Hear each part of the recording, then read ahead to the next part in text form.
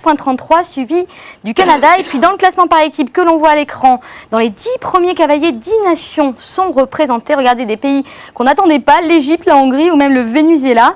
Et puis l'Allemande Meredith Mackelberbaum et elle pour l'instant 7e.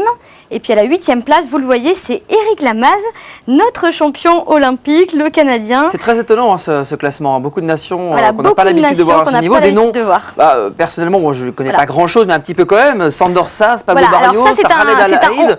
Un Hongrois, le troisième c'est un Hongrois, personne ne le connaissait, même notre consultant d'Equidia ne le connaissait pas, donc tout va bien.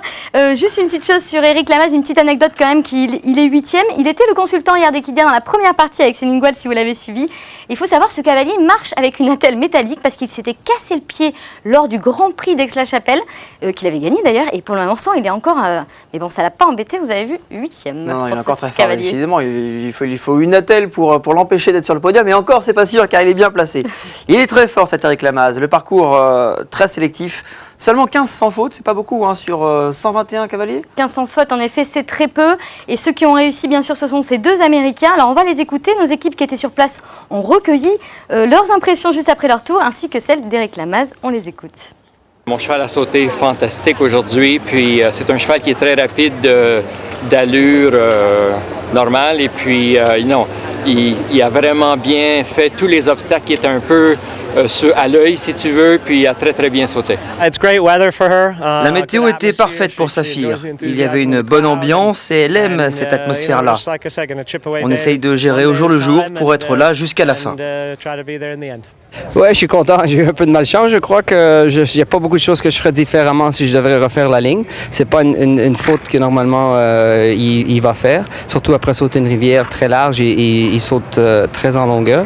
Mais une petite touchette sur la barre et aujourd'hui ça tombe. C'est peut-être un truc chanceux pour le reste de la semaine. Oui, Hervé, vous disiez, c'est le Christophe Pied, vous avez raison, hein, il est tout cassé, il est tout cassé de partout, le pauvre, et pourtant, mais il est là, il est quasiment avec les meilleurs, et il a le sourire. Et il y a un cheval exceptionnel qui s'appelle X-Ten, on l'aime beaucoup ce cheval. Ouais, un vrai passionné, puis un vrai bon, surtout, vous l'aurez compris. Hein. Allez, une contre-performance quand même, on ne parle pas que de choses très agréables dans le camp français, même s'ils sont 3e, on attendait énormément de Kevin Stott, notamment en concours individuel, et ça semble mal barré. Hein.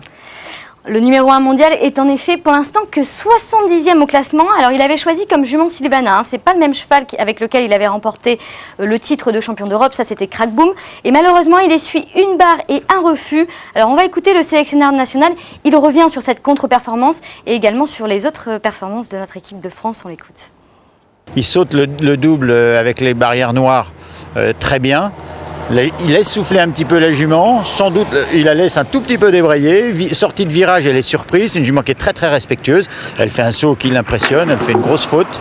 Alors je pense que derrière ça il y a quand même pour le cavalier des raisons d'être un petit peu déstabilisé et à l'abord de la dernière combinaison il freine un peu tard et ça c'est son analyse mais c'est ce qu'on a vu aussi, c'est-à-dire que la jument revient très bien, il a repris un petit peu dur et je pense que c'est ce qui la freine.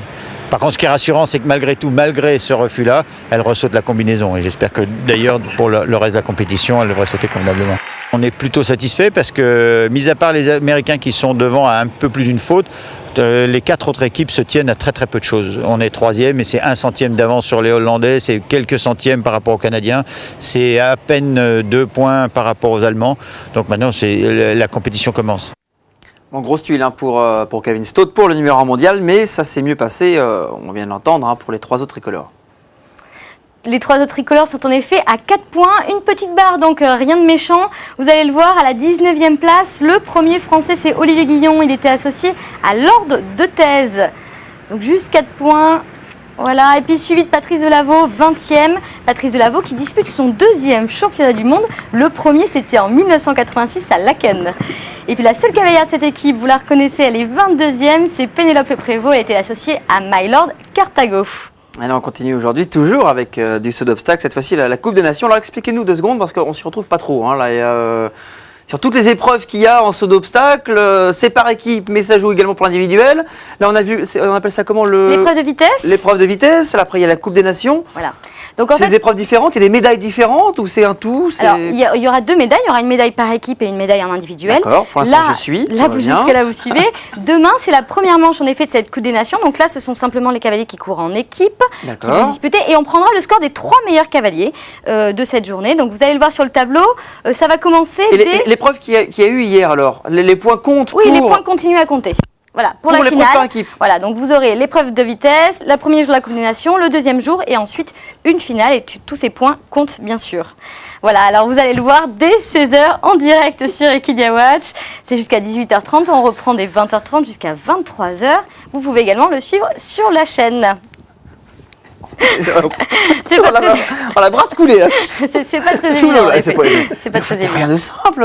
Non, c'est vrai que c'est En équitation, en c'est saut jamais très d'obstacle, simple, c'est c'est terrible. circuit, il faut... Il y a 36, mais puis Voilà. tout se recoupe. Alors il y a des épreuves qui jouent également pour l'individuel, mais pas pour l'équipe, pour l'équipe, il y a pas des pour choses qui l'individuel. sont Oh là là. valables pour les Jeux Olympiques qui ne sont pas pour les championnats du monde. T'as rien compris. T'as rien compris au film. Non, demain, vous avez été très une belle clair, mais j'ai rien journée. compris au film quand même. Faut suivre ce soir. Voilà, il faut suivre Ça, ce soir ça, et c'est demain une évidence. très belle épreuve. Vous allez voir, les nations sont vraiment côte à côte et puis tout le monde va essayer d'être les premiers. Ça va être beaucoup de sport cet après-midi. Je vous conseille de regarder. Bon, je me moque, mais c'est un très beau spectacle et on vous explique tout très bien en direct sur notre chaîne. Vous pouvez suivre toutes les épreuves, donc n'hésitez pas, car en plus, on a peut-être encore une petite chance de médaille, notamment par équipe. Merci beaucoup, Amandine. J'arrête de vous embêter. Je vous dis à demain matin, À demain matin. pour de nouvelles news en direct de Lexington. On reprend notre fil, hein, nous, Hervé, Oui. et on part à Marseille-Borelli.